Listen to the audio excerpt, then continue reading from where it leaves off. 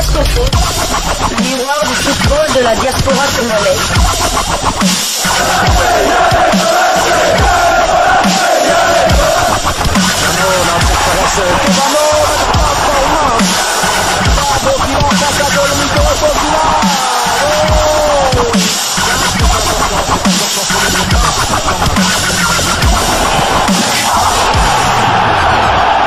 Diasco Foot, le miroir du football de la diaspora congolaise. Vous êtes sur Diasco Foot, le miroir du football de la diaspora congolaise. Diasco Foot vous dit bonjour, tout plaisir est pour nous de vous retrouver, mais surtout de savoir que vous êtes nombreux en train de suivre votre chaîne YouTube dédiée uniquement aux footballeurs de la diaspora congolaise. Nous voulons partager avec vous quelques sujets d'actualité, quelques news que nous avons pu récolter pour vous en ce qui concerne certains de nos internationaux, des internationaux qui pourraient en tout cas figurer dans la liste d'Hector Hall Cooper pour cette double confrontation entre les léopards de la RDC et les lions de l'Atlas du Maroc. Et ces quelques news nous emmènent en Turquie où l'on jouait la 30e journée de Super League, le championnat turc de première division, et Yannick Yalabolazi et Rizespor font tomber le leader du championnat turc a vu en tout cas à rouge sur le terrain de Rizespor qui est dans la zone de relégation. Fin de match épique pour Rizespor qui s'impose sur sa pelouse face à Trabzonspor, le leader du championnat, sur le score de 3-2. Alors qu'on s'acheminait tout doucement vers un match nul de 2 buts partout, les locaux vont inscrire le but victorieux à la toute dernière minute. C'était à la 90e minute plus 5 minutes de temps additionnels. L'international congolais Yannick Yalabolazi n'avait pas débuté ce match. Il a néanmoins effectué son entrée en jeu à la 55e minute de jeu. À 8 journées de la fin de la Super League, Rizespor occupe la 19e place au classement avec 26 points pour 7 petites victoires, 5 matchs nuls et 18 défaites, 29 buts inscrits contre 55 encaissés. C'est dire que le bilan est très largement négatif. Et Yannick Yalabolazi ainsi que son club devront batailler dur afin de se maintenir en première division turque la saison prochaine. Alors, à 6 jours de cette rencontre cruciale entre la RDC et le Maroc, en termes de temps de jeu pour Yannick Yalabolazi et Rizespor en Super League turque, c'est 980 minutes sur 2430 possibles. Yannick Yalabolazi a joué 21 matchs sur les 28 possibles avec un seul but inscrit. C'est dire que côté statistique, parce que les chiffres ne mentent pas, c'est quand même assez limite pour Yannick Yalabolazi. Je ne serais pas étonné que Hector Hall Cooper ne le récupère pas. Mais en tous les cas, on sait que le technicien argentin très expérimenté aime aussi s'appuyer sur l'expérience.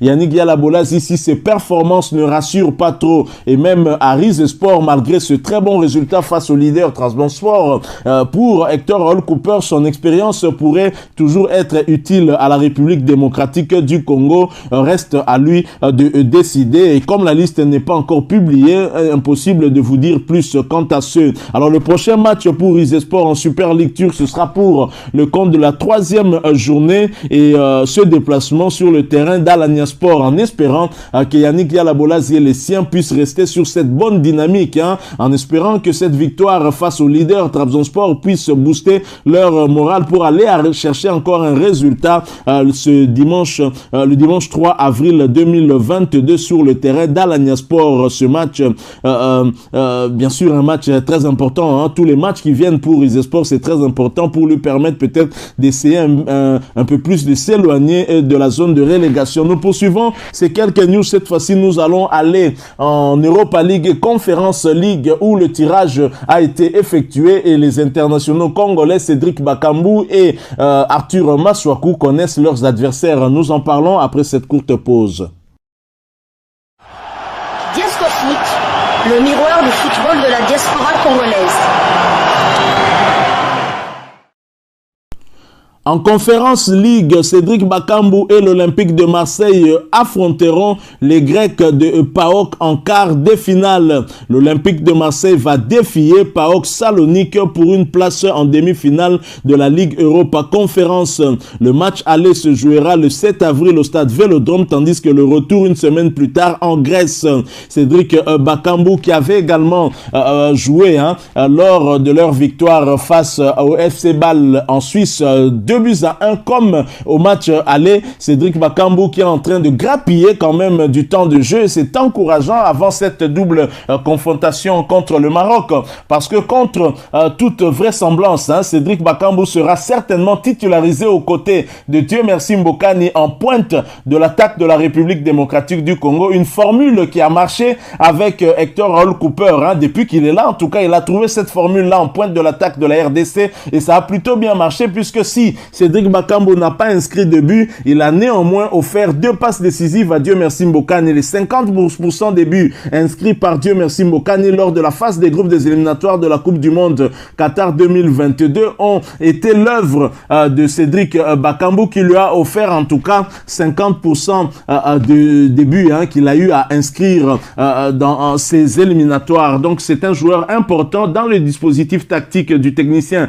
argentin, mais très expérimenté, Hector Raoul Cooper, et je ne serais pas en tout cas surpris de le voir titularisé aux côtés de Dieu merci Mbokani. La difficulté que nous avions, c'était plutôt sur les côtés, et c'est une question qui visiblement est réglée. Je pense que les choses vont aller pour le mieux pour la RDC. Alors en Europa League, cette fois pour West Ham dont on ne donnait pas en tout cas cher sa peau, mais West Ham qui s'en est bien sorti en 8e de finale face au FC Séville. FC Séville, un club qui est habitué de cette compétition et qui l'a remporté en autant 2 fois. Mais pour West Ham, ce sera l'Olympique lyonnais, et pour Maswaku bien évidemment, occasion pour l'international congolais de venger un autre international congolais qui avait été sorti justement par l'Olympique lyonnais. Il s'agit du demi-dieu congolais Chancel Mbemba Mangulu, qui malheureusement avait été surpris à domicile lors du match aller des 8e de finale de l'Europa League, 1-0 à Porto.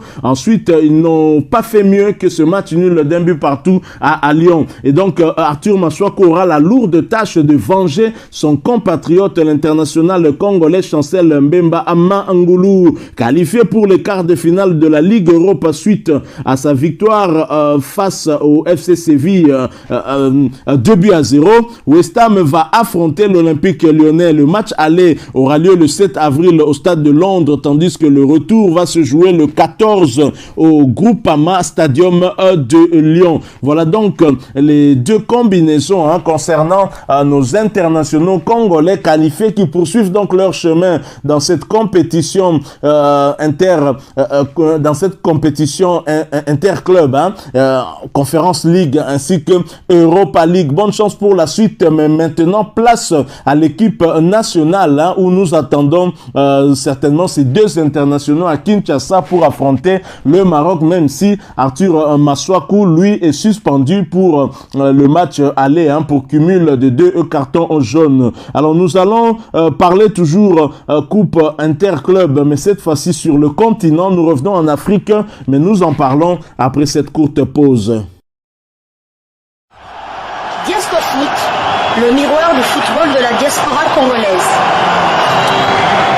En Champions League africaine, on jouait la 5e journée des phases de groupe de la Ligue des Champions édition 2021-2022. Fabrice Ngoma et le Raja Casablanca qualifiés pour les quarts de finale avant même la fin de cette phase des groupes. Le Raja Club Athlétique frappe un grand coup hier vendredi à l'occasion de son déplacement sur la pelouse du Amazulu FC en Afrique du Sud. Les Aigles Verts se sont imposés 0 but contre 2 et ont validé par la même occasion leur ticket pour les quarts de finale de la Ligue des Champions de la CAF. Titulaire, Fabrice Ngoma Luamba a joué l'intégralité de ce match. C'est sa 2e titularisation consécutive. Bravo à notre Djogo. Tandis que Dark Kabangu n'était même pas dans le groupe. Il était resté au Maroc, bien évidemment. Dark Kabangu qui peut avoir des raisons de s'inquiéter. Hein. Visiblement, l'entraîneur du Raja Casablanca ne veut plus compter sur lui pour la suite des compétitions de cette équipe. À une journée de la clôture de cette phase des groupes, les Casablancais sont en tête de leur groupe avec 12 points et sont d'ores et déjà assurés de jouer les quarts de finale de cette compétition. Alors, à jour J-6 pour ce rendez-vous qui est attendu ici à Kinshasa par le peuple congolais, c'est-à-dire cette double confrontation entre le Maroc et la RDC. D'abord, dans 6 jours, ici au Stade des Martyrs, où la RDC va recevoir le Maroc. Fabrice Ngoma Luamba, certainement qui fera partie de la liste d'Hector Hall Cooper pour cette double confrontation, a comme temps de jeu 947 minutes sur les 2520 minutes possibles. Il a joué 19 matchs sur les 28 possibles avec le Raja Casablanca, tandis que Dark Kabangu, temps de jeu 448 minutes sur les 810 possibles avec un seul but inscrit, 8 matchs joués sur les 9 possibles. Prochain rendez-vous pour Rajad Casablanca, ce sera pour le compte de la 6e journée des phases de groupe de la Ligue des champions africaine et cette réception d'Entente Sétif d'Algérie. Le match est prévu le vendredi 1er avril 2022.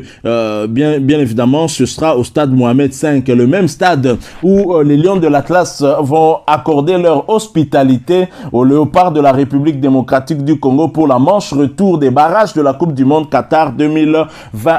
Voilà, nous sommes arrivés à la fin de ces quelques news que nous avons voulu partager avec vous. Si vous l'avez aimé, laissez-nous un maximum de j'aime. Merci de partager avec nous aussi votre opinion en nous la laissant à travers un commentaire. Abonnez-vous si vous êtes nouveau ou ancien que vous ne vous êtes pas encore abonné. N'oubliez pas d'activer la petite cloche de notification. Pour cela, cliquez tout simplement sur celle qui apparaîtra une fois que vous vous serez abonné. Encore une fois, merci à vous avec espoir de vous retrouver bientôt dans un autre sujet d'actualité concernant nos footballeurs évoluant en dehors de la République démocratique du Congo parce que nous sommes Diasco Foot, le miroir du football de la diaspora congolaise. Encore une fois, merci à vous avec espoir de vous retrouver si Dieu nous prête vie. En attendant, portez-vous bien et Diasco Foot vous dit au revoir.